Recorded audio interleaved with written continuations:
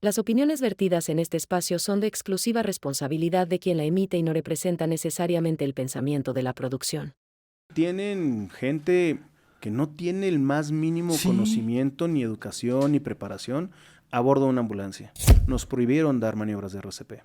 Entonces vimos morir a muchísimas personas que no podíamos hacer nada y que caían en paro, y escuchar el lamento de los papás, de los amigos, de los hijos, por favor, da RCP, y saber que no podíamos hacerlo. Pero el coche estaba deshecho, estaba todo aplastado y se escuchaban llantos de niños adentro. Recuerdo ver cómo los postes se doblaban, cómo los cables bajaban, los coches se movían. Ubicamos las posiciones en donde ellas deberían de haber estado y empezamos a hacer la ruptura de la losa de abajo hacia arriba, con el riesgo de que colapsara. Hay ocasiones en las que tenemos que llegar con sirena apagada y con luces apagadas porque no sabes si la persona en la riña activa o en la balacera nos van a confundir y nos van a recibir con bala. Un baleado en Tepito, en donde llegamos y no tiene signos vitales. Cuando dictaminas o dices el paciente ya falleció, escuchas un corte de cartucho y...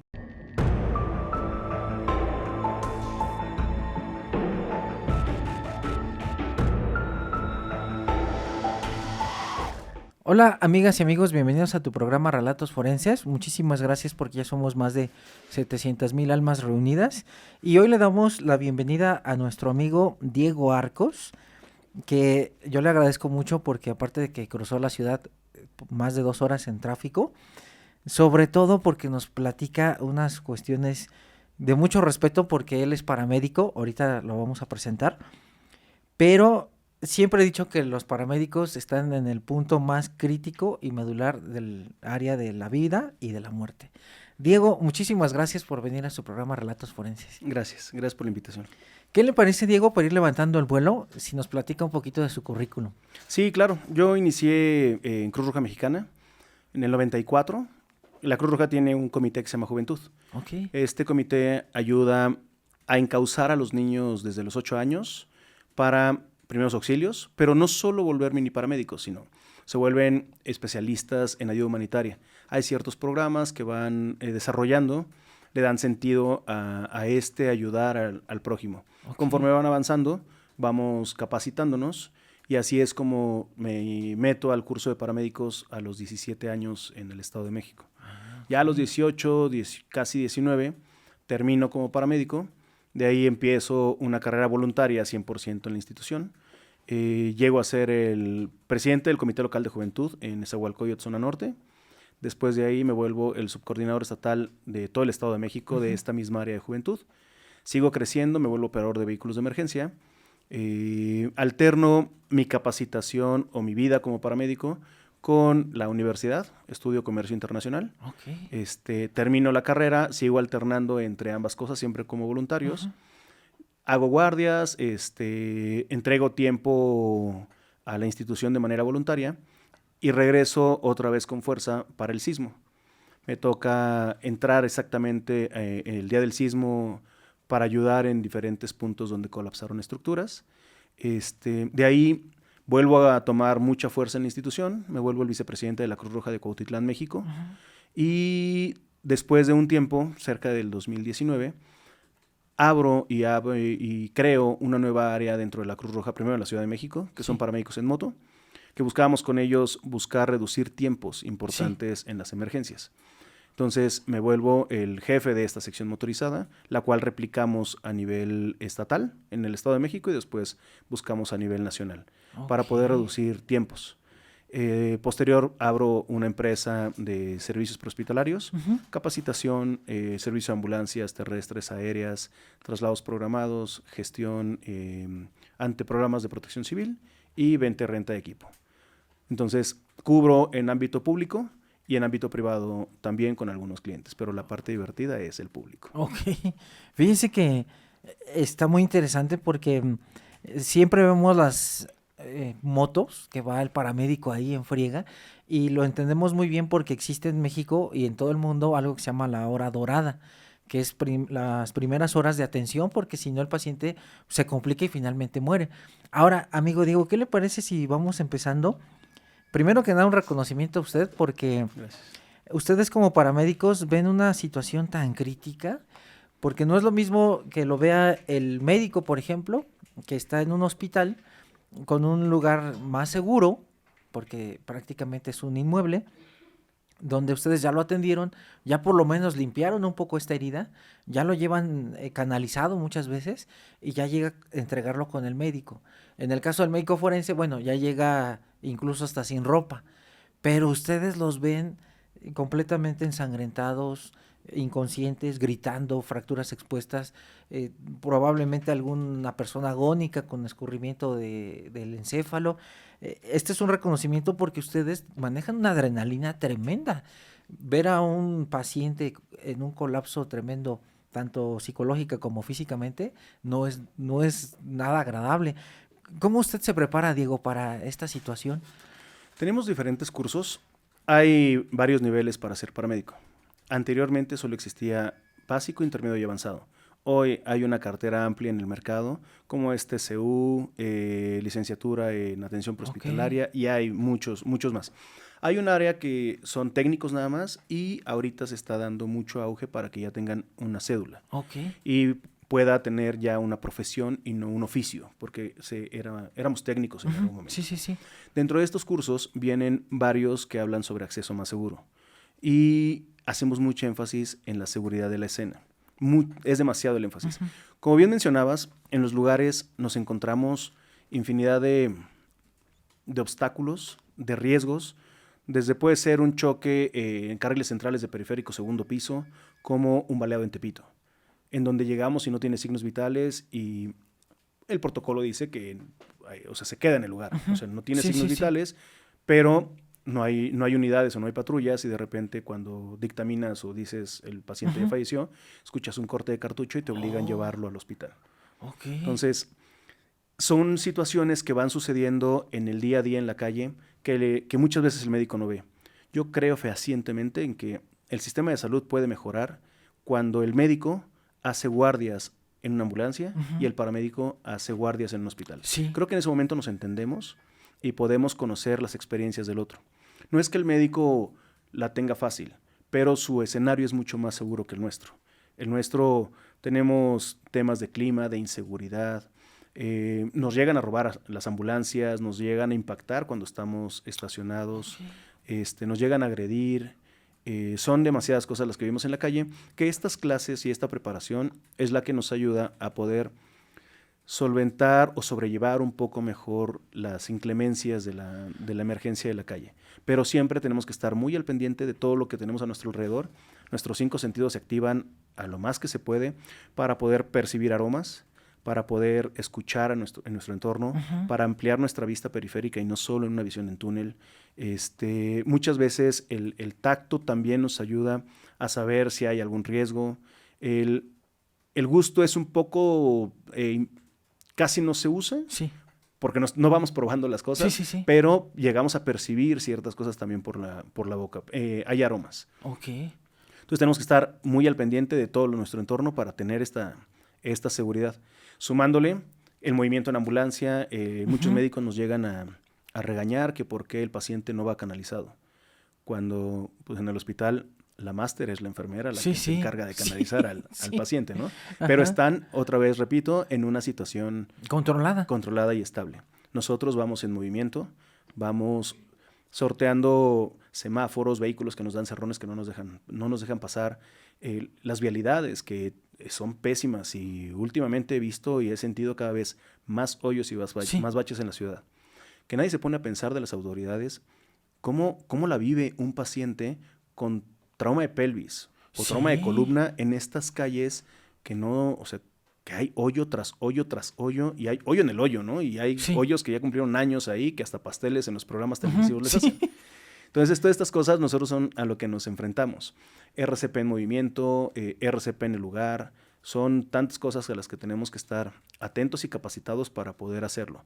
Y llegar al hospital a esperar a que el médico también que nos recibe tenga capacitación pronta, o sea, que se actualice.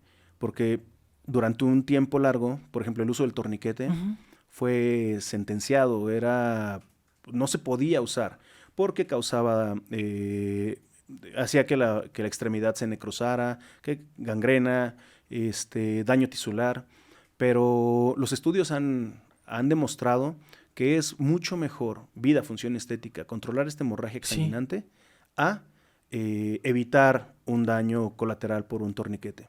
Y llegamos a los hospitales y hay médicos que pues, voltean a ver el torniquete, a veces hasta con grosería se refieren a la atención que dimos y lo cortan al momento sin pensar el daño colateral o el daño que va a generar a este paciente. Entonces, no solo tenemos estos temas delicados en la calle, sino nos enfrentamos a otras cosas con los médicos, que cuando podamos hacer esta cobertura en conjunto, estoy seguro que nos vamos a entender uno al otro y saber qué es lo que vive el paramédico en la calle. En ocasiones nos hacen menos. Hay muchas ocasiones en las que el médico dice, para tu carrera que duró, o tu técnico que duró 1 año, 2 años contra los 6 que llevo de carrera. Pero no todos se dedican únicamente a eso. O sea, tenemos diferentes carreras. Hay doctores, hay licenciados, hay ingenieros siendo paramédicos y que vamos a entregar nuestro tiempo con todo el amor del mundo, pero tenemos mucho más allá de esa preparación únicamente en ámbito prehospitalario. Sí, fíjese, amigo Rodrigo, que toca un tema bien importante porque lamentablemente el médico tiene mucho egocentrismo. Digo, me van a abuchar mi gremio, pero es la verdad, el médico es muy egocentrista. Yo recuerdo una guardia en el López Mateos, ahí en el ISSSTE, aquí en Coyoacán, Ciudad de México.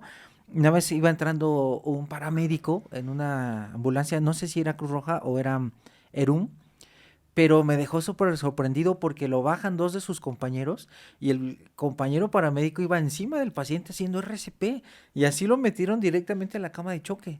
Yo dije, ese es verdaderamente amor al arte, porque venir como usted bien dice, en el trayecto con los baches, los topes, los errones, haciendo RCP y que es sumamente cansado porque mucha gente ve el RCP en la tele, que nada más es una compresión hasta incluso lenta, pero es una compresión muy rápida que en el segundo ciclo ya estamos sacando el bofe. Sí, claro. Entonces, aquí muchos médicos lamentablemente no valoran pues toda la contribución que hace el paramédico y sobre todo los riesgos.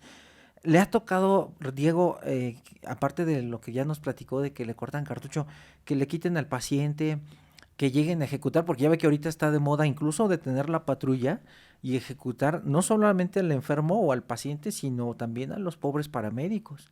Sí, personalmente nos tocó una escena muy similar en esa, cuando me tocaba cubrir de aquel lado. La Cruz Roja en esa zona norte se encuentra atrás de la delegación La Bola, por el Metro Impulsora. Colindamos con Nesa pegado a la Ciudad de México, con la parte de la Ciudad de México, San Felipe y toda esta zona, y del otro lado, cruzando el río de los Remedios, tenemos Ecatepec. Tenemos zonas complicadas, muy complicadas. Entonces, en una ocasión sí nos tocó que íbamos llegando, a ver, era una riña, y alcanzamos a escuchar detonaciones que llegaron a rematar a las personas. Tenemos ciertos protocolos también para entrar a este tipo de zonas. Va primero la patrulla, va Seguridad Ciudadana o Policía Estatal, dependiendo las zonas. Ese es el deber ser. Hay ocasiones en las que o no tenemos apoyo de las autoridades o no hay el suficiente número de patrullas y no pueden asistir antes que nosotros, principalmente en el estado. Entonces, hay ocasiones en las que tenemos que llegar con sirena apagada y con luces apagadas porque no sabes si la persona en la riña activa o en la balacera nos van a confundir y nos van a recibir con bala. Entonces, hay tantas cosas que hacemos. Tomando el tema del RCP que me comentaste hace ratito de los paramédicos entrando al hospital, dando maniobras de RCP en la camilla, se ve impresionante, se ve súper bonito y se ve heroico el paramédico haciendo esto. Pero creo que aquí es importante resaltar la falta de recursos que existen. Siempre volteamos a ver y añoramos competir contra un sistema de salud como Francia, como Estados Unidos, en el ámbito prehospitalario, pero creo que estamos muy lejos para poder llegar. Estamos en camino, sí, somos un país en vías de desarrollo, por no llamarle de otro modo, pero creo que nos falta mucho para llegar ahí. Lo ideal en estos pacientes que llegan en maniobras, de entrada, si cayó en paro en el lugar, las líneas de la AJA marcan que no deberíamos estar moviendo el cadáver, porque en ese momento sin signos y sin el corazón funcionando es un cadáver. Entonces tendríamos que hacer un retorno espontáneo en el lugar, dar RCP en el lugar y trasladar ya al paciente recuperado. En muchas ocasiones no se puede o el paciente cae en paro.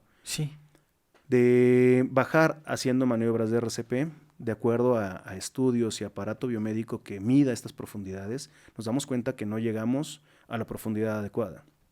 ¿Qué debería hacer? Pero vuelvo a lo mismo, el tema de recursos. Adquirir equipo biomédico que dé RCP por sí solo. Existen marcas grandes reconocidas, Lucas y Autopulse de Sol, que son máquinas que dan RCP y comprimen solos, y estas sirven perfectamente para trasladar pacientes y moverlos. Okay. Ya los estudios nos dicen que de verdad la profundidad fue la correcta. En adulto, un paciente tiene que comprimirse entre 5 y 6 centímetros. Está complicado saber cuántos son 5 y 6 centímetros. Únicamente se logra haciendo capacitación constante y practicando. Y 116 compresiones por minuto, que es lo que marcan actualmente las líneas. Entonces, hacer una maniobra de RCP a bordo de una camilla es muy complicado. Muy poquitas entran. Si no hay el recurso y si el paciente cayó en paro en la ambulancia, no nos queda de otra más que hacerlo y buscar rescatar a este paciente de este paro cardiorrespiratorio en el que se encuentra. Que yo creo que fue lo que les pasó a estos compañeros que iban, yo recuerdo, trasladando al paciente y les ha de haber caído en paro para llegar a esa necesidad, ¿no? De subirse a la camilla y estar haciendo la reanimación. Sí, para poder entrar ya a cubículo de choque, ahora sí, ya con todo el equipo que en teoría debería tener el hospital, para poder hacer un ACLS o un soporte vital avanzado para intentar sacar a este paciente de ese paro. Ok.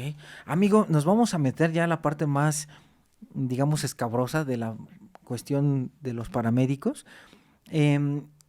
No es nada fácil andar en una ambulancia, como bien lo comentó hace rato, de los baches, porque incluso a los que nos han operado, cuando de repente pasa la camilla por el elevador y estos rieles tan pequeñitos que ¡ay! Hasta siente uno que se visera, imagínese caer en un bache. Ha de ser dolorosísimo para un paciente con fractura de pelvis o alguna lesión, como usted bien lo dice, en columna. Cuando usted llega a la escena, ¿cuál es lo más común que cómo se prepara para llegar?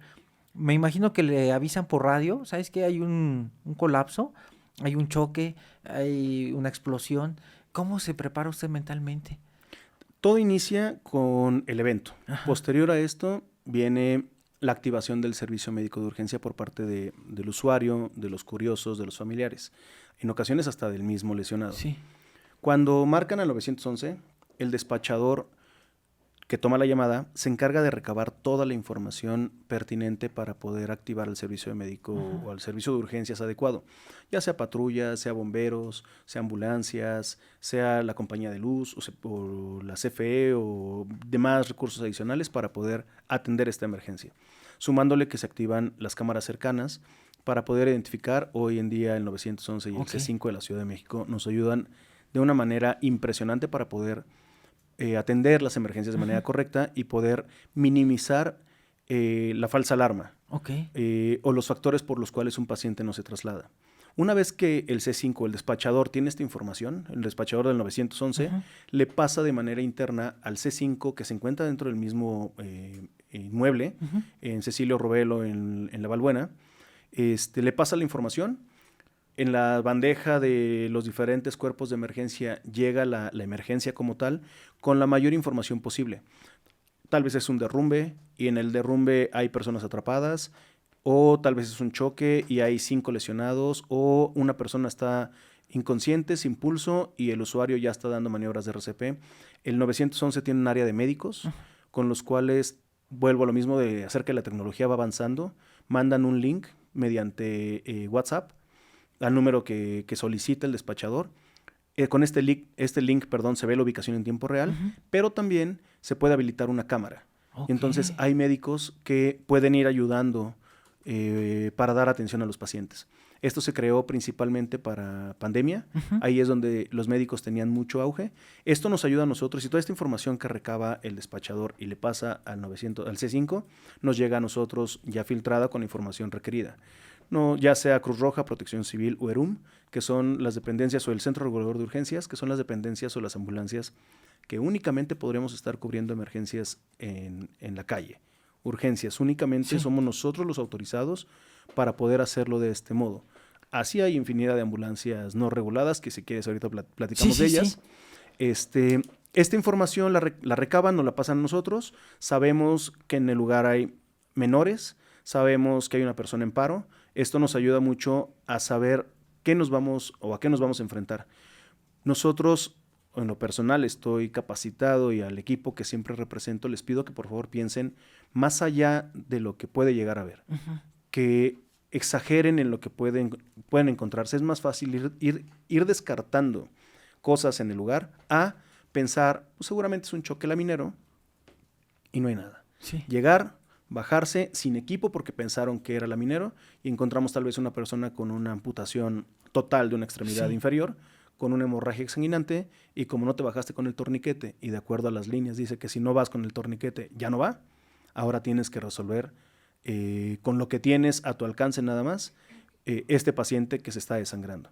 Entonces nos preparamos mucho más allá con la información que nos da el C5 a nosotros.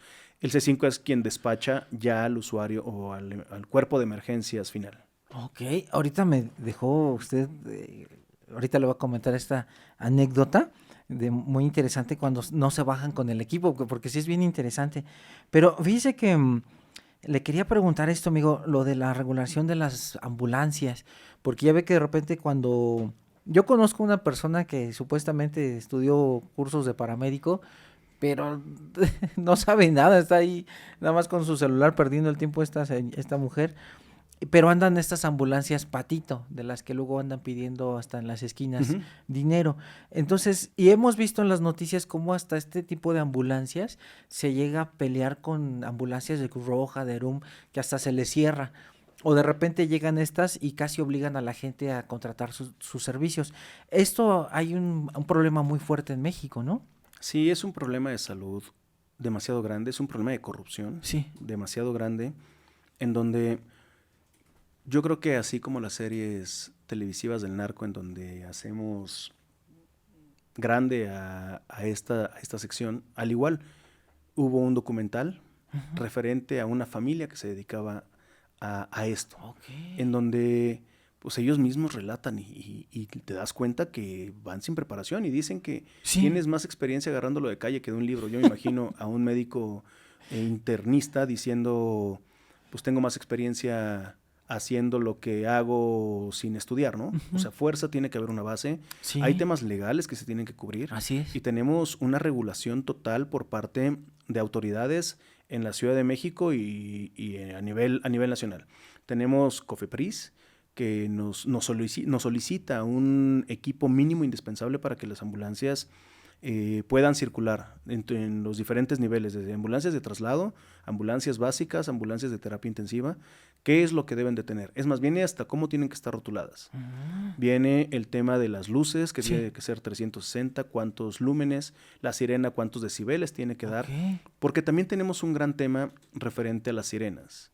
En Estados Unidos, que es el país de las demandas, muchas sirenas ya dejan de tener estos decibeles altos y se usan sirenas especiales como Rambler, que son sirenas de vibración, porque el daño auditivo es alto. Anteriormente las ambulancias traían costeras. Esta sirena que se escuchaba como un tono largo y lo cortaba, pero genera un daño impresionante tanto al vehículo enfrente como al mismo operario cuando no es colocada de manera correcta. Entonces, COFEPRIS nos regula absolutamente todo. El equipo de las ambulancias, adentro y afuera, y el personal cómo tiene que estar capacitado. Pero a pesar de eso, encuentran la manera de salir adelante, desde empresas de capacitación que regalan o que venden los certificados, hasta licenciaturas. Conozco gente que hoy es licenciado en algo y nunca estudió nada, ¿no? Sí, digo, yo conozco así una persona que dice uno, pues nunca la veo estudiando y dice que es paramédico. No, y así tienen gente que no tiene el más mínimo conocimiento, ni educación, ni preparación a bordo de una ambulancia. Yo creo que es por eso que este sistema no avanza. Porque tenemos personas que dejan mucho que desear a bordo de una ambulancia. Tal vez como trasladeros servirían, pero el cubrir emergencias de calle, la emergencia que sale por 911, nos encontramos de todo, en donde hay personas con esta falta de educación que pueden pensar que descomprimir un tórax es lo mejor para el paciente, descomprimen el tórax y ni siquiera sacan el punzo, ¿no? Y dejan el punzo ahí adentro causando más daño. O que pueden llegar a confundir entre un evento vascular cerebral y una hipoglucemia. Sí. Que son muy similares, pero que se pueden diferenciar perfectamente. Y entonces meterle una glucosa a un evento vascular cerebral, ese paciente se va a ir a paro. Y estas cosas solo se pueden saber si la gente se capacita. Así es. Hoy en día dejaron de tener ambulancias, en teoría, porque hay ambulancias con placas sobrepuestas como taxistas, literal, o que mandan a hacer engomados y los pegan en los parabrisas de las camionetas, dándole instrucciones a sus operadores que por favor, cuando los paren el tránsito, no meta la cabeza por la ventana porque se va a dar cuenta que ese engomado es falso. Pero avanzaron, evolucionan. Ojalá evolucionaran para bien. Pero esta evolución, como el cangrejo para atrás, es únicamente en beneficio de ellos. Hoy sacan camionetas que dicen rescate urbano, estructuras colapsadas, o le ponen ahí unos nombres bonitos, hasta en inglés, para darles más categoría. Estas camionetas llegan, se supone que son para hacer corte de vehículos cuando hay personas atrapadas o prensadas. Igual, la capacitación que tienen es nula. Hay fotografías en donde están haciendo el corte de un vehículo para sacar un paciente prensado, pisando al cadáver.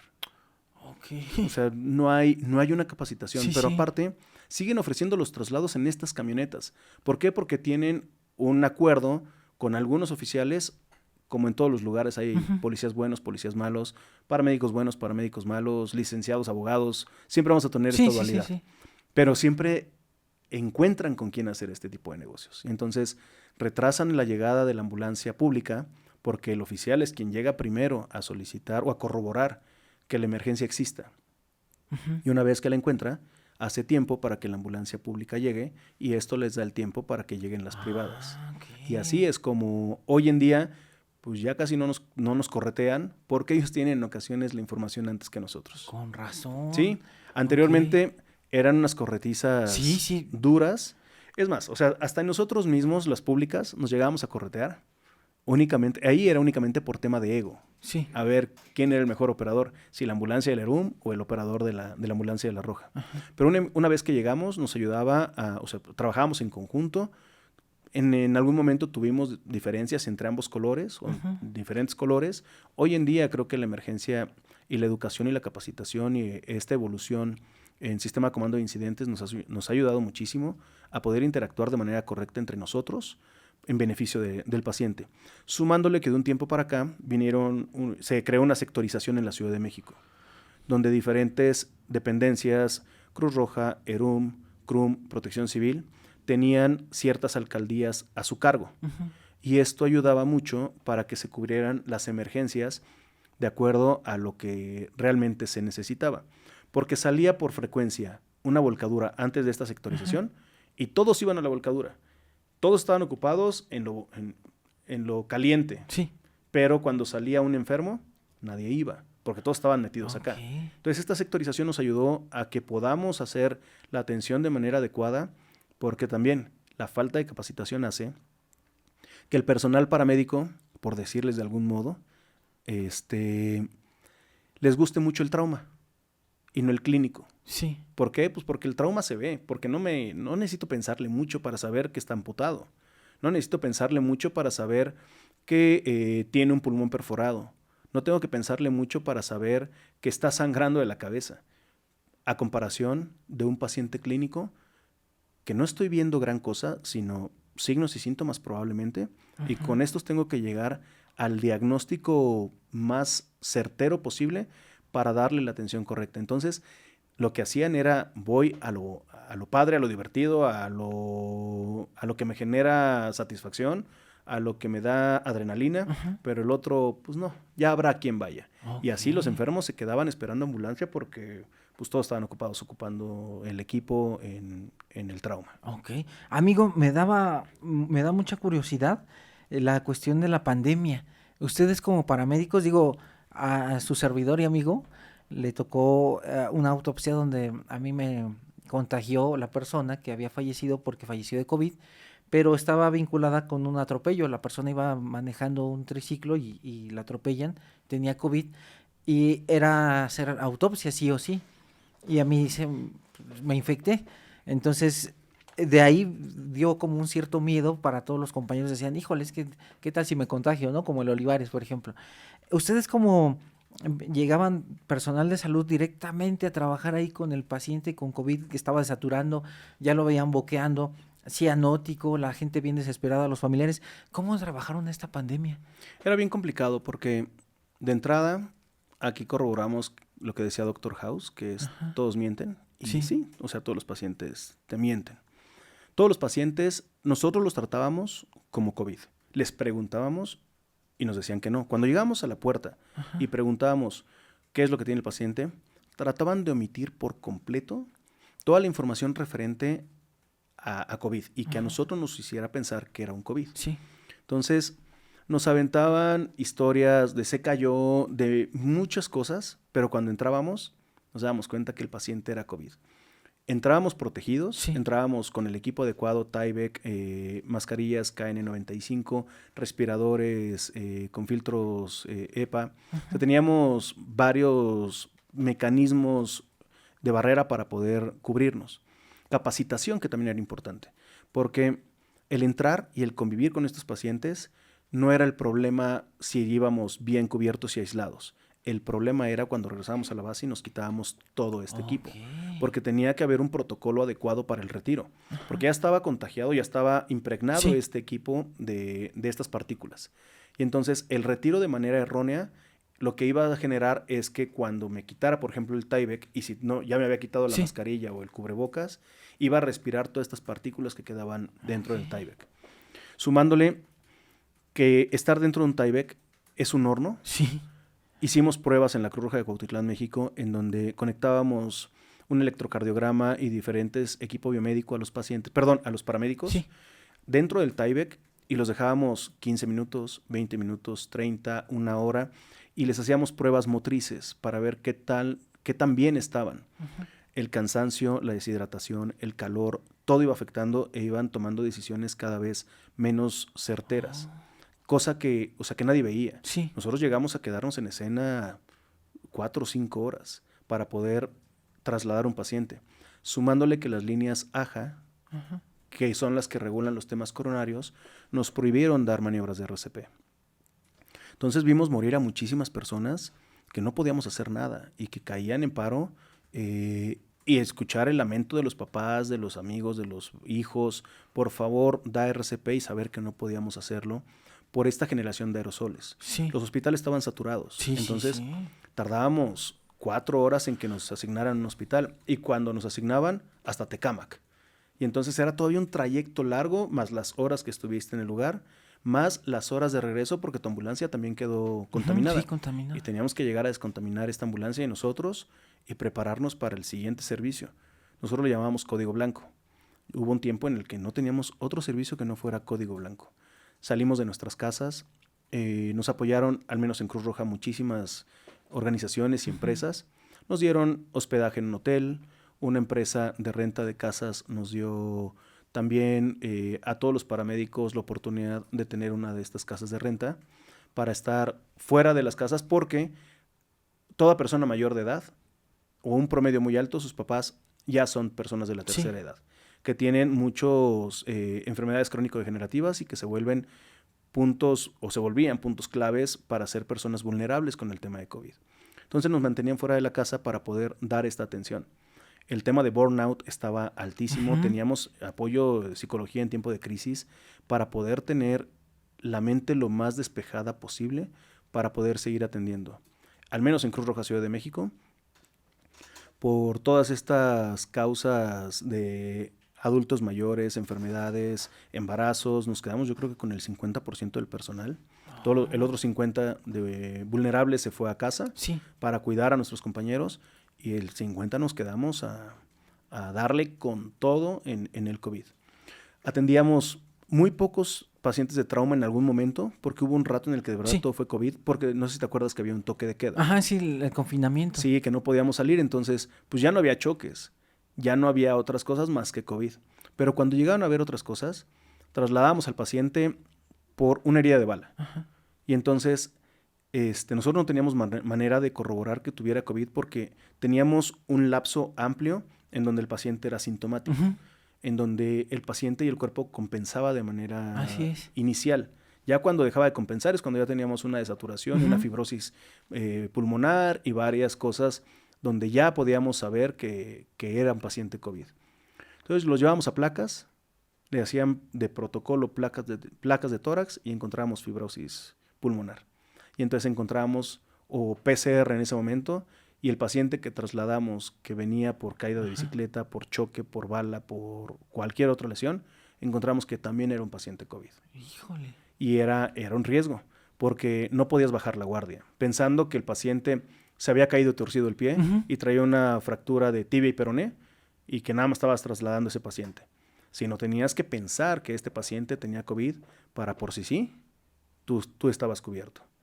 Ok. Oiga, amigo, y me da mucha curiosidad, amigo Diego, ¿qué pasaba cuando empezaban a caer en paro? ¿Llegó a tener usted un problema de burnout, por ejemplo, cuando sabía que no podía dar reanimación? ¿Llegó a tener usted colapso en el sentido de que, híjole, sé reanimar, puedo reanimar, pero no debo porque ahorita está la situación de que si yo comprimo, van a salir todos los aerosoles y me voy a infectar? ¿Lo llegó a agredir alguna familia por lo mismo? Sí, hubieron bastantes agresiones, pero muchos de los pacientes y muchos de los familiares, creo que cuando eres humano, me refiero a humano en el trato que les das y en la explicación que les das, puedes mitigar mucho este tipo de agresiones. No las eliminas, pero también tiene mucho que ver cómo tú lo abordas y cómo tú te preparas para estas situaciones. Muchos médicos principalmente médicos es lo que veo, y también paramédicos, regañan a los familiares. Sí. Les meten unas santas regañadas, o sea, están viviendo el peor momento de su vida, como para que todavía los regañes. ¿De qué sirve que lo regañes de por qué no trasladó al paciente en la noche y por qué hasta en la mañana que ya empeoró? El hecho ya está. Sí. ¿Ya qué más da? Entonces, el hablar bien con los pacientes, con los familiares, explicarles qué es lo que está sucediendo, por qué no, están en un estado de shock emocional alto como para todavía que te vean con los brazos cruzados o con las manos, pues no en las bolsas porque el Tyvek no traía, pero en una posición no profesional y no humana, sino explicándoles qué está sucediendo, por qué no se puede dar, bajo qué argumento no lo haces, ayuda muchísimo a reducir. ¿Dónde teníamos agresiones? En la calle. Cuando llegábamos a los lugares y nos cambiábamos afuera de las casas, que nos poníamos el Tyvek, ahí era cuando teníamos muchas agresiones. Por todos los familiares que estaban, o todos los curiosos que estaban en la calle y que tenían pavor de contagiarse, pensaban que nosotros éramos los portadores de este virus y que cada vez que se detenía una ambulancia y se bajaba, ahí dejábamos virus, que nosotros éramos los culpables porque siguiera incrementando. Muchos Uber ni siquiera nos tomaban viaje cuando se acaba este toque de queda o este confinamiento y llegaban a la Cruz Roja de Polanco y nos veían uniformados. Sí, no nos subían, sí me acuerdo. No nos subían y nos agredían verbalmente. No recuerdo si tuvimos alguna agresión física, supongo que sí, pero no lo tengo registrado ahorita como para decirte, sí, tal día nos pasó tal cosa, pero agresiones verbales sí hubieron muchas. Sí, incluso me acuerdo que a una pobre compañera enfermera la bajaron de un transporte público, o sea, gritándole de cosas y uno dice, bueno, pues si está en la trinchera, en guerra contra el virus, ¿por qué las tratan así, no? Era terrible, amigo Diego. Ahora, si usted me lo permite, amigo, vamos a entrar a la cuestión del trauma. Cuando ustedes llegan a la escena de una catástrofe, por ejemplo, un hecho de tránsito, alguna explosión, ¿recuerda usted algunos casos que lo hayan marcado en ese sentido y cómo maneja sus emociones? Sí, tengo una lista interminable de casos. Sí, algunos se recuerdan vagamente, algunos son imágenes muy fuertes, algunos generan todavía aromas. O sea, me acuerdo de a qué olía el bebé que cayó en paro cuando yo acababa de salir de la escuela como paramédico, cómo se sintió en esa ocasión. Tengo un choque muy registrado en la memoria. Este choque fue en Constituyentes, bajando de Santa Fe hacia la Ciudad de México, justo en el bajo puente de Periférico. Se detienen unos coches, venían varios Torton, de estos camiones que trasladan cascajo. Sí.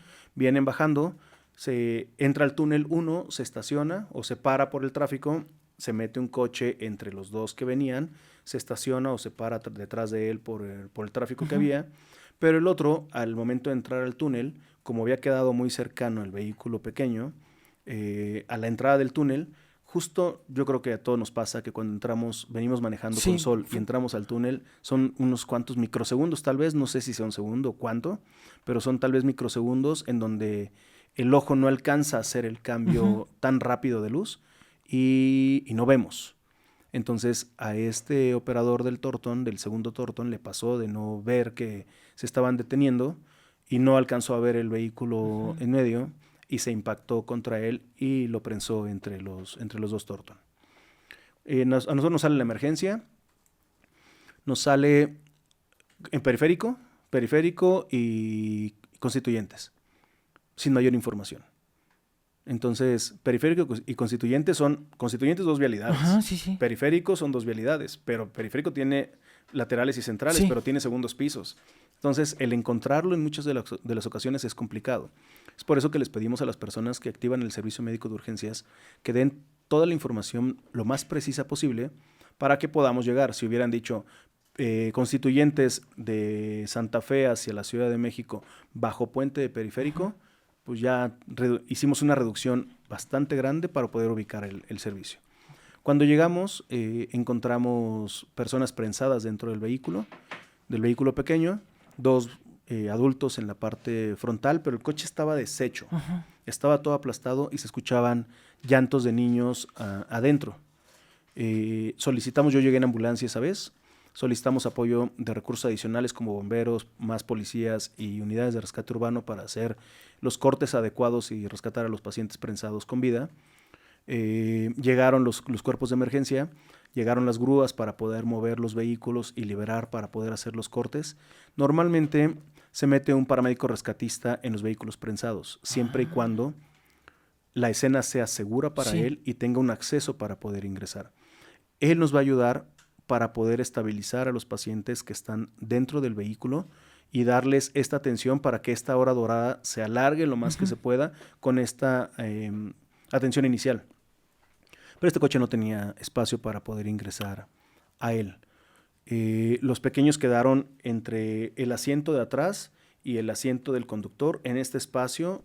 Ahí quedaron prensados, no recuerdo cuántos eran los que estaban dentro, pero se escuchaban los llantos de cada uno de ellos, que conforme los cuerpos de emergencia de rescate urbano hacían el plan, empezaban a estabilizar y tratar de abrir este coche lo más pronto posible y de la mejor manera para no lesionarlos más, se empezaron a apagar las voces de los niños. Empezaron a fallecer, siguen falleciendo dentro del vehículo y se logró la extracción con vida de un solo menor, el cual trasladamos a la Cruz Roja de Polanco. Y nos enteramos, casi normalmente no tenemos estas historias posteriores al accidente, evento, ni antes. Casi siempre nos quedamos con lo que sucedió, porque lo entregamos al hospital y ya no sabemos qué pasa en el hospital. Pero en esta ocasión nos enteramos que cómo fue que decidieron, iban hacia el bosque de Chapultepec, creo que iban al zoológico, y era un Uber, no era el esposo. El esposo se quedó en casa, no fue esa vez con ellos, se fue la mamá con su hijo, sus hijos y los sobrinos, y fallecen en el lugar. El escuchar estas voces de estos pequeñitos que se iban apagando y que ya no escuchabas 4, escuchabas 3 y que ahora escuchabas 2 y que ya no te respondían y que iban falleciendo, son de estas cosas que no importa cuántas veces te toque verlo, cuántas veces te prepares, cuán amplia sea tu experiencia en el ámbito prehospitalario de ambulancias, yo creo que nunca van a dejar de doler. Sí, no. Al igual, los llantos de las mamás principalmente, cuando llegan al lugar y encuentran el cuerpo de su hijo tendido en el asfalto, sin vida, no importa a qué se dedicaba el hijo, no importa si iba por el buen camino o por el mal camino, el dolor de mamá es el dolor de mamá, y escucharlas llorar de esa manera, implorando que se levanten, enojadas con la vida, pidiéndole a Dios, por mucho que llevemos 20 años atendiendo hay una fibra que se mueve allá adentro y no dejamos de ser humanos. Yo creo que cuando dejamos de sentir y dejamos esta humanidad de lado, creo que es el momento de retirarnos. Sí, estoy completamente de acuerdo con usted. Una cosa es engancharnos y una cosa es sufrir de más en el servicio. O sea, sí lloramos, sí nos frustramos, sí vamos al psicólogo, pero nosotros mismos tratamos de poner una barrera. Pero esa barrera no significa que dejamos de ser humanos. Uh-huh. Si dejamos de ser humanos con el dolor ajeno, creo que ya no estamos en el momento ni en el camino adecuado. Porque creo que vamos a dejar de hacer lo correcto por nuestros pacientes y va a ser un paciente más o un trabajo más y no lo que hacemos con tanto cariño y tanto amor, que creo que también le falta a estos patitos de las calles tener esta entrega hacia sus pacientes. Hasta hizo que se me enchinara la piel porque es de verdad un honor platicar con usted. Gracias. Porque hay mucha gente que no tiene esta empatía o la pierde y uno dice, ya retírate de aquí, ya no le estés quitando el lugar a alguien que realmente lo va a ejercer con dignidad el trabajo y ayudar a los demás. Fíjese que le quería preguntar esto, amigo, si usted me lo permite, amigo Diego. Cuando se van apagando estas voces, digo, perdón si abro la herida nuevamente, que nunca se cierra, porque nunca se cierran. Llega usted un momento en que se desespera, que dicen, ya nada más se escuchan 3, ahora 2, jalen rápido. ¿Se llega a colapsar en ese lugar? Sí, pero tienes que estar en el ahora y en el ahorita, y tienes que estar consciente de la posición y el lugar en el que estás.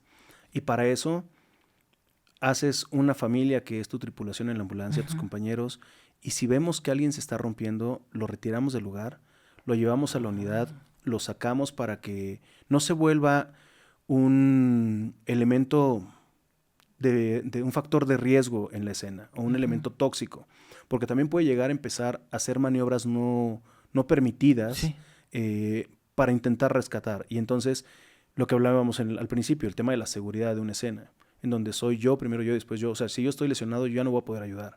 Entonces, si él pone en riesgo la vida de los demás rescatistas, lo tenemos que retirar para que se pueda continuar con este rescate de manera correcta. En teoría, de acuerdo al sistema comando de incidentes, debe haber un oficial de seguridad, que este oficial de seguridad está resguardando todo el perímetro para corroborar que no haya algo o alguien que rompa esta seguridad y este comando tranquilo, seguro, para poder hacer el rescate.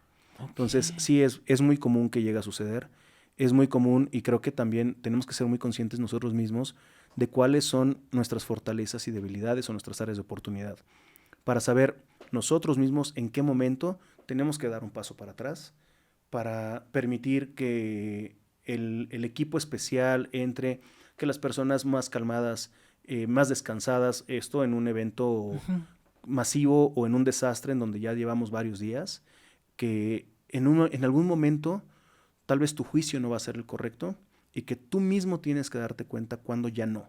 Y en ese momento, hacerte para atrás y permitir que siga la evolución de la emergencia. Ok, es que le comento esto porque fíjese que a mí me pasó algo similar como lo platica usted y se lo agradezco mucho por abrirse aquí en el programa. Y me toca el caso de un tráiler que igual impacta era un Tsuru, ya ve que son muy pequeñitos y muy angostos. Llega la familia completa a la morgue y me acuerdo muy bien que, no sé, tengo hasta como costumbre de que cuando llegan familias y a mí me asignan 1 o 2 casos o 2 pacientes, generalmente le digo a mi superior, ¿sabes qué? Déjame hacer todos, porque sé que si tal vez el servicio ya está lleno, de que los compañeros ya están todos ocupados y se queda 1 o 2 miembros de la familia para el siguiente turno, en mi imaginación o en mi ideas cerebrales que de repente salen, digo, no quiero que la familia esté incompleta y esté afuera 2 y adentro 2. Como que pienso en esta cuestión todavía espiritual, que tal vez si se quedó un niño, el niño va a estar ahí en mi cabeza, sufriendo o llorando, digo espiritualmente, lo aclaro, nada del cadáver, sino espiritualmente, y el resto de la familia esté afuera. O al revés, ¿no? Esté un miembro de la familia afuera y los demás estén adentro. Nunca me ha gustado esto, entonces generalmente cuando llegan familias le digo al superior jerárquico, ¿sabes qué? Déjame hacer los procedimientos, no importa que me vaya más tarde, pero para que todos salgan al mismo tiempo. Pero al final de cuentas, es un evento muy traumático ver a las familias cuando llegan ahí. Y lo digo esto porque yo como forense cuando veo los cadáveres inertes, pues es impactante. Ahora usted, todavía no comprendo el temple que usted maneja para este tipo de gente que está llorando, está gritando y que usted no colapse. De verdad, yo lo admiro mucho, de verdad, mucho, mucho. Gracias. Y si me permite, Diego, ¿qué le parece si de aquí, de este ejemplo que nos dio, vamos a migrar a algo más doloroso que también a toda la sociedad mexicana nos dolió, que fue el sismo del 19 de septiembre, que ya ve que tiene pocos años? ¿Ahí usted intervino en algún colapso de algún inmueble? Sí, ese día teníamos un simulacro a nivel nacional y se hizo. Yo estaba en el hospital Durango, Ajá. estaba con mi hermana que acaba de nacer mi sobrino. Nació unas horas antes y se iba ya de alta a casa. Entonces, en el simulacro justo estoy haciendo el pago del hospital y todo el rollo, toda la salida. Me entregan ya a mi hermana, a mi sobrino y a mi cuñado. Me los llevo a la casa, llegamos a la casa, a su casa. Gracias. Y subiendo las escaleras siento un movimiento fuerte. Ujú. Estábamos acostumbrados a tener esta alerta sísmica unos cuantos segundos antes, pero en esta ocasión no fue así porque el sismo inició una o dos sensores después Ujú. de lo que estamos Sí. acostumbrados. Y eso hizo que nos llegara antes y con un impacto fuerte. Recuerdo ver cómo los postes se doblaban, cómo los cables bajaban, los coches se movían. Nos costó trabajo subir, iba también mi papá. Fue un evento complicado en la casa. Entonces, en ese momento, yo no recuerdo haber sentido un sismo de esa magnitud. Me tocó vivir el 85, pero tenía 3 años. Yo creo que todas las imágenes que tengo del 85 son adquiridas por lo que me cuentan mis Sí. papás. No estoy seguro que sea algo que yo recuerde, pero yo haber sentido un movimiento tan fuerte y haber visto los postes moviéndose tan fuerte y los coches, no lo recuerdo. Entonces, sabía que era algo grande. Regresamos a la casa, los dejo seguros en casa, corroboro que mamá estuviera bien, trabajaba en San Jerónimo en un piso 20, Oh, entonces me preocupa sí, ella de claro. saber que si estaba bien o no. Logramos comunicarnos. Mi hija tenía 7 años, estaba en la escuela, corroboro que todo estuviera bien. Su hermano tenía 17 años, estaba en el TEC de Monterrey. Corroboro que estuviera bien, pero para esto veo en las noticias que se cae uno de los puentes del TEC. Entonces me costó trabajo corroborar que estuviera bien. Le dejé encargado a su mamá esa tarea para que me dijera que todo estaba bien. Me cambié y me fui a la Cruz Roja. De ahí llegué a la Roja de Polanco. Ya se habían ido casi todas las tripulaciones. Ya habían salido casi todos a destino y solo había un convoy más. Pero yo ya no entré en ambulancia, en ninguna de las ambulancias al convoy. Entonces, se podría decir que es el primer servicio oficial que se cubrió o que cubrí yo como jefe de motos en una motocicleta no de Cruz Roja, sino fue en la mía. Encabezó el convoy. Ese convoy constaba números más, números menos, una motocicleta, como 3 ambulancias y una unidad de rescate urbano, que vamos circulando a nuestro primer destino, que era Álvaro Obregón 286. De ahí ver la ciudad colapsada, sin energía eléctrica, semáforos parados, la población guiando y alimentando las vías de comunicación para que los vehículos de emergencia no se detuvieran.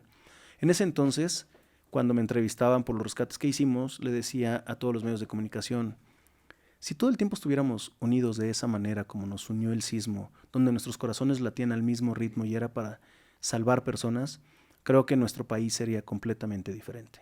Lamentablemente, ese ser humano que fue en ese entonces, conforme fueron pasando los días y todo empezó a regresar a la normalidad, se fue acabando y otra vez es el yo paso primero y tú después, y si puedo, no hay uno y uno, esa forma manchada de ser del mexicano.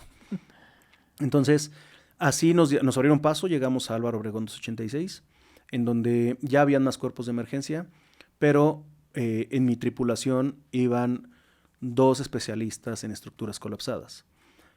Nuestra tripulación constó de 4 y se unió con nosotros un ingeniero. Y recuerdo perfectamente que nos dijo, porque no lo íbamos a dejar pasar, Sí. y nos dijo, si yo sé construirlos, sé tirarlos y sé por dónde ingresar. Ok. Entonces nos notifican que habían, al parecer, 2 personas atrapadas con vida en el primer piso de Álvaro Obregón 286. Entonces ingresamos. Al momento de ingresar, entramos por el estacionamiento, por una pequeña brecha que se formó, y del lado derecho había una caseta de vigilancia, de estos porteros o seguridad que tienen los edificios, Sí. pero está todo llena de polvo. Agarro el teléfono para corroborar si había línea, y para mi buena suerte había línea. Entonces frené a todo el personal, que éramos los 5, y les pedí que cada uno marcara su casa y que informara a su familiar o a sus familiares que íbamos a ingresar a Álvaro Obregón 286 y que todo estaba bien, que cada hora nos íbamos a estar reportando Ok. porque encontrábamos una línea telefónica viable. Con el dedo, cada uno de nosotros marcó el teléfono de su casa por si algo sucedía. Estaba registrado ahí el teléfono, no llevábamos pluma para poder apuntarlo, y entonces todos teníamos la instrucción de que si algo pasaba con alguno de nosotros, ahí estaba el teléfono para avisar. Ingresamos, subimos al primer piso, encontramos una planta baja firme, estable, un cubo de elevador al final, unas escaleras, subimos y ahí encontramos ya colapsadas las losas. No me acuerdo cuántos pisos era Álvaro Obregón 286, han de haber sido 7 tal vez, 8. Y encontramos losa sobre losa sobre losa. Empezamos a gritar y a lo lejos escuchamos 2 voces de mujeres.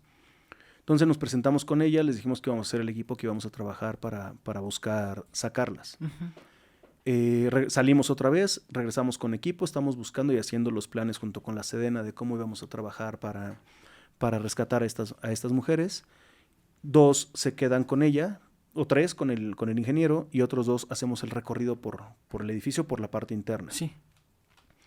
Fue triste porque en el siguiente piso ya no podíamos ingresar.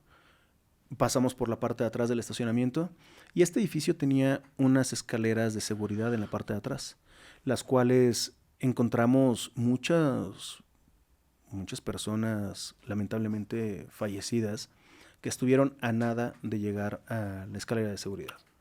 Okay. Personas que lamentablemente no sobrevivieron, no llegaron a la escalera de seguridad. Entonces regresamos, hacemos la instalación completa de luz y por fin tenemos una zona iluminada. Era muy poco porque conforme entrábamos era más pequeño el espacio. Y por fin encontramos a nuestra primer persona con vida. Lo que encontramos fue cadáveres también a nuestro alrededor. Ella estaba consciente. Entre su hombro y la losa tenía la cabeza de alguien más que estaba muerta. Recuerdo perfecto que esta chica le pedía por favor al cadáver que la estaba presionando que la dejara ir, que él ya se había ido, que por favor la dejara ir. Yo creo que tardamos en este rescate de 5 a 6 horas, tal vez un poco más. El tiempo corre muy lento y a la vez muy rápido en estas situaciones.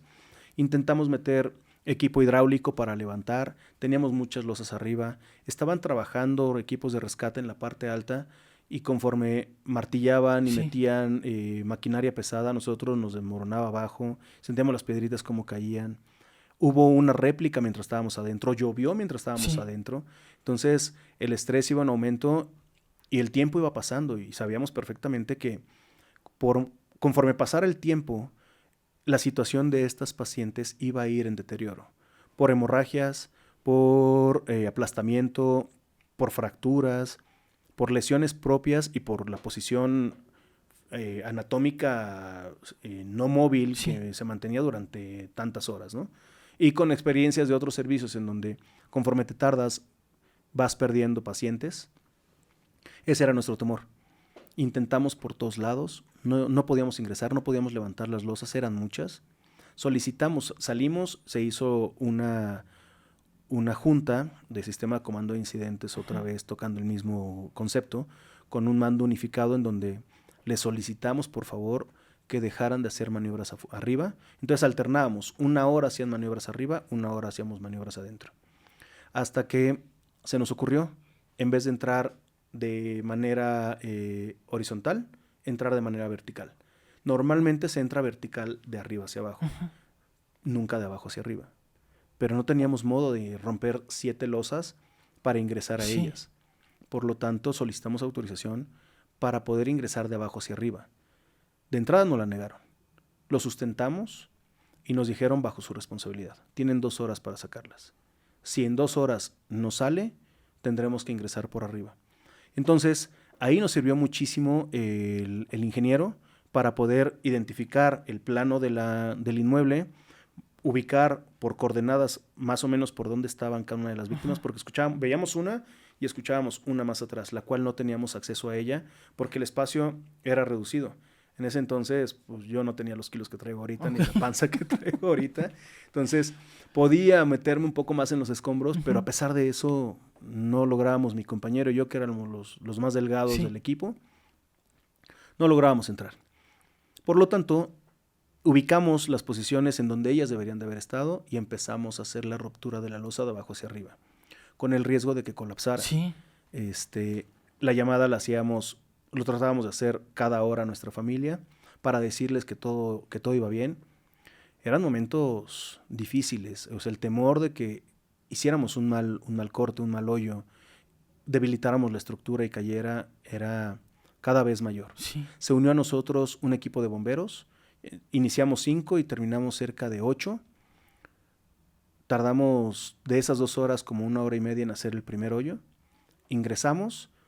Para esto el equipo de bomberos traía un bombero chiquitito, flaquito, que fue el asignado, como el conductor designado, fue el que vas a entrar por el hoyo y vas a ver si entramos. Entonces entra este bombero y nos informa que teníamos a la primera víctima con él. Ella no estaba, o sea, sí estaba atrapada, pero no tenía tantas lesiones ni tanto estructura encima de ella. Entonces logramos hacer el primer rescate. Este rescate fue muy visto en las redes sociales, fueron los únicos rescates que se hicieron de abajo hacia arriba, que sacamos a estas 2 víctimas de ahí.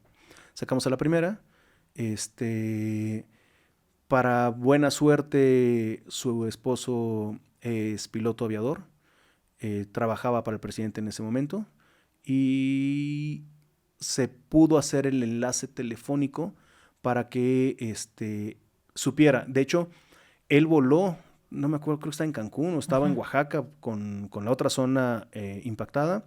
Voló de regreso a Santa Lucía y de ahí por tierra llegó a Álvaro Obregón 286. A él le tocó recibirla, a él le tocó ya cuando la sacamos y la llevaron al hospital militar. Después, pues ya el primer caso de éxito, encontramos que sí podíamos hacerlo de ese modo y fuimos por la segunda víctima.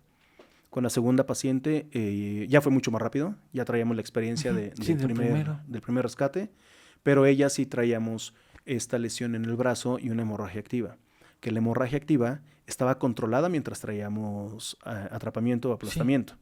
El problema iba a ser en cuanto liberáramos esa extremidad, probablemente ese paciente iba a caer en choque. Preparamos todo justo abajo de la zona para que en cuanto la liberáramos se canalizara, repusiéramos líquidos y la sacáramos lo más pronto posible a las ambulancias y se hiciera el traslado. Y así fue. Logramos hacer el rescate de esta segunda paciente, estabilizamos, canalizamos a 2 vías en el lugar, la trasladamos, la llevamos a ambulancia y en ambulancia la trasladaron al hospital. Hace rato te decía que yo creo que es muy importante que los médicos cubran en ambulancia y los paramédicos cubran en hospital. En una de las ambulancias le llegó un médico a la paramédico, a mi novia. En ese entonces no era mi novia y nos conocimos. Bueno, ahí me vio y se enamoró perdidamente, supongo. Se le subió, o sea, subió un médico para intentar ayudar. Ya después me enteré que pues, el médico terminó estorbando porque no es lo mismo estar en el hospital que estar en una ambulancia en movimiento. Terminó vomitando el médico, no sabiendo qué hacer en el lugar. Que teniendo esta preparación de manera conjunta, yo creo que haríamos maravillas entre ambos. Y trasladaron a la paciente a otro hospital. Ella no me acuerdo a qué hospital fue trasladada, pero después nos reencontramos y tuvimos comunicación con estas 2 pacientes rescatadas. De ahí me trasladé a Repsamen, Ahí me tocó ayudar al rescate de otro menor. Ese rescate fue un poquito más doloroso porque mi hija tenía en ese entonces 7 años. Entonces entrar a un colegio Repsamen en donde entramos por la parte de abajo de una estructura que se rompió, igual con escombros, siguiendo luz para llegar a otros cuartos y llegar a estos cuartos y encontrar estas batitas de niños colgadas o tiradas y recordar pues que mi hija en ese momento ocupaba de estas batitas de escuela, impacta. Este tipo de servicios te bloquean un poco tu juicio para poder actuar de manera correcta. Está en ti o hacerte a un lado, lo que decíamos hace ratito, este paso para atrás y decir, relájate, voy para adentro, hacer este paso para atrás y decir, no puedo, o encontrar la fuerza necesaria que este ser querido te diga y te ayude a dar no el 100, sino el 101, el 110, el 120. Y así buscamos, así entramos.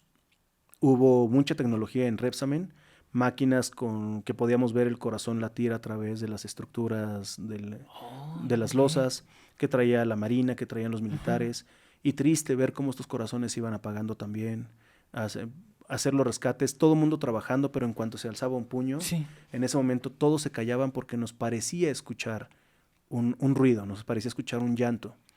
Entonces hicimos rescates de ahí, después me fui a un multifamiliar. Yo creo que regresé y mi equipo, con el equipo que yo estaba, que no lo lideraba yo, pues había regresado a casa yo creo que una semana después, durmiendo en la calle, asignados a otro punto, sin bañarnos. Pero lo que sí, y tocaba el tema hace ratito también, es la población unida para poder ayudar. Comida nunca nos faltó. Encontré amigos de restaurantes ofreciendo comida en las calles, agua. Hay algunas tomas en Álvaro Obregón, todo el camellón de Álvaro Obregón y La Fuente llena de agua. Muchas personas dando sus herramientas, no nada más herramientas de mano, sino herramientas hidráulicas y maquinaria para poder trabajar. O sea, fue una ayuda por parte de toda la población muy importante. Yo creo que sin toda esta población el resultado hubiera sido diferente. El equipo de emergencia no somos lo suficientes para poder atender cualquier emergencia diaria. La OMS marca que debe haber cierto número de ambulancias una ambulancia por cierto número de población. Y si no mal recuerdo es una por cada 2,000 personas, un rollo así. La otra vez hice la cuenta y en la Ciudad de México únicamente para la población fija deberíamos de tener cerca de 980 ambulancias, de las cuales con números rápidos e inflando los números, yo creo que llegamos en el día a día, tal vez, inflando los números, a 150. Y entonces, pues no teníamos capacidad para. Y es por eso que estas ambulancias, Patito, pues encuentran la oportunidad de poder salir. Pero sí, estos fueron los casos que me tocan atender en Álvaro Obregón 286 y en el sismo. Meses después se hace la ceremonia en Cruz Roja, en donde una de las rescatadas nos entrega un reconocimiento y reconocen la labor que se hizo en la búsqueda de los pacientes. Nosotros somos los galardonados en recibir ese reconocimiento, pero creo que ese reconocimiento que recibimos fue en nombre de todos los paramédicos y toda la población civil que participó incansablemente en recuperar pacientes. O, decías hace ratito, y es algo bastante loable, es algo de admirar. Has hablado de que admiras mi trabajo, admiro el tuyo. No, muchas gracias. Por esa parte que dijiste de si te toca una familia completa, tratar de sacar a toda esa familia al mismo tiempo. Somos una cultura que cree en las almas, que cree en las despedidas. Y entonces el sacar un cuerpo de un escombro, el sacar un cuerpo de una laguna con la sección de... Antes se llamaba rescate acuático y tiene un nombre diferente, no me acuerdo cómo se llama. Búsqueda y rescate creo que se llama. Ayuda muchísimo a cerrar este ciclo, a poder permitirle a la familia despedirse de algo físicamente.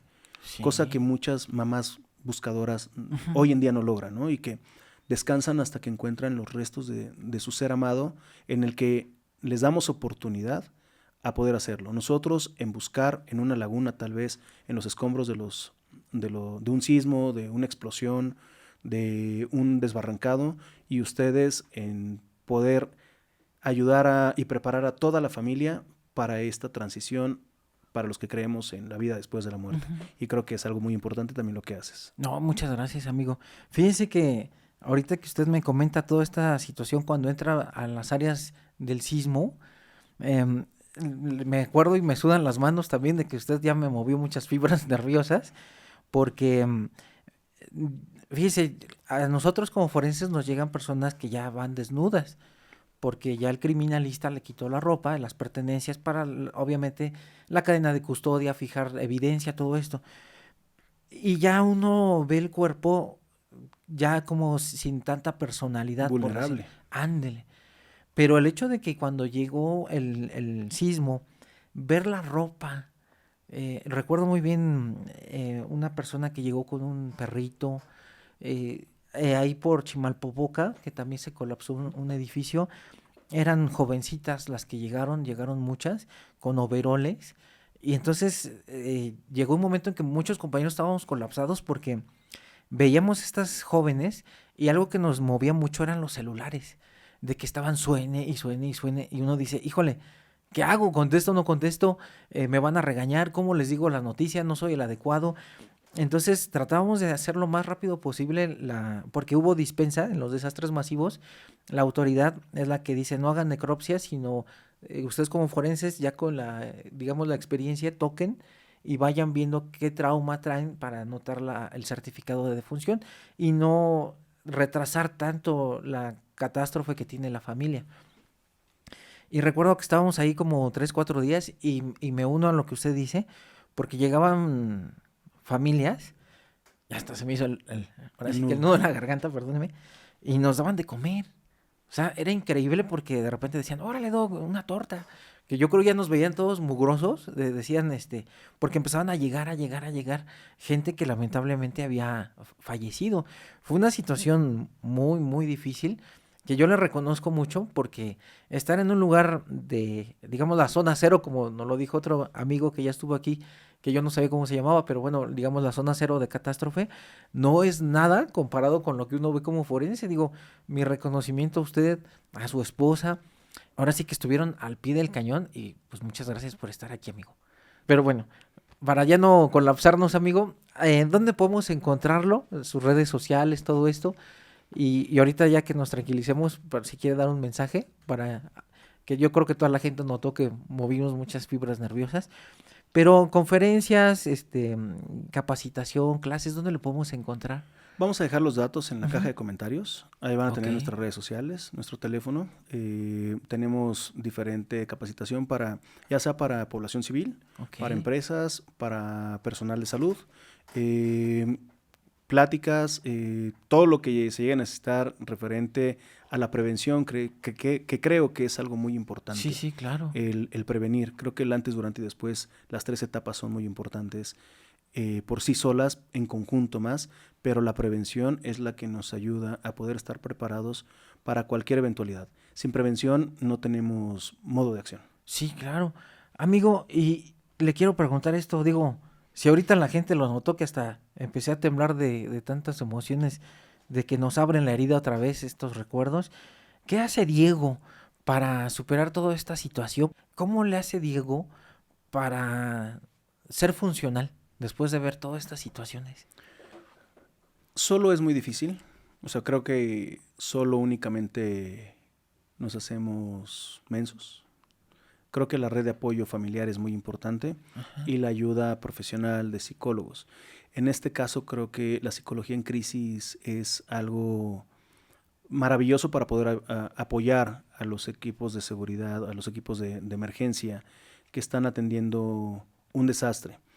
En ese entonces en Cruz Roja creamos o se abrió justo esta área de psicología en crisis, porque aparte los psicólogos están como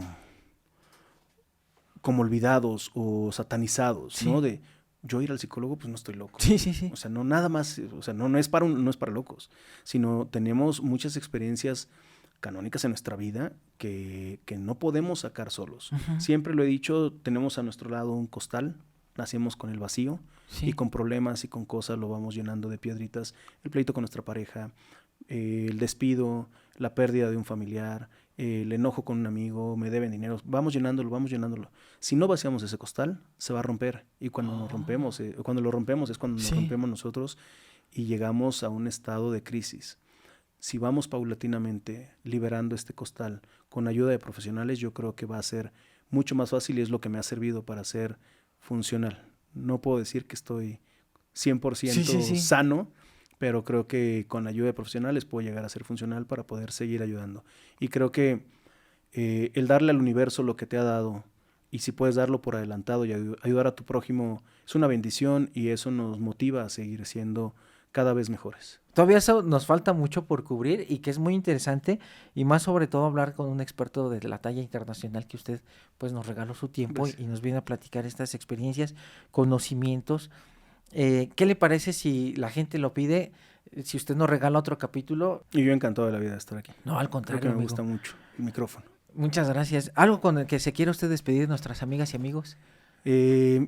Traten, por favor, de conducir de manera correcta, no mezclen alcohol, volante. Traten de irse todos los días a casa y a dormir sin estar enojados con nadie. No sabemos qué va a pasar el siguiente día. Sí, Y siempre hay alguien que nos espera en casa. perfecto. Pues muchas gracias, amigo Diego. De Gracias verdad, a ustedes. un verdadero honor haberlo tenido aquí. Muchas gracias. No, al contrario. Y bueno, amigas y amigos, yo le doy gracias a Dios, a la vida, de haber conocido a este superhéroe y a esta persona que es un super ser humano.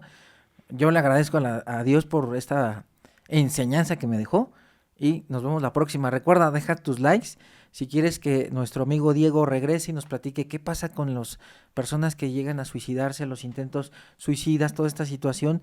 Pues qué mejor que un experto en el área prehospitalaria nos lo platique, cómo se maneja todo esto. Y yo en verdad encantado. Muchas gracias, amigo. Gracias a ti. Nos vemos la próxima.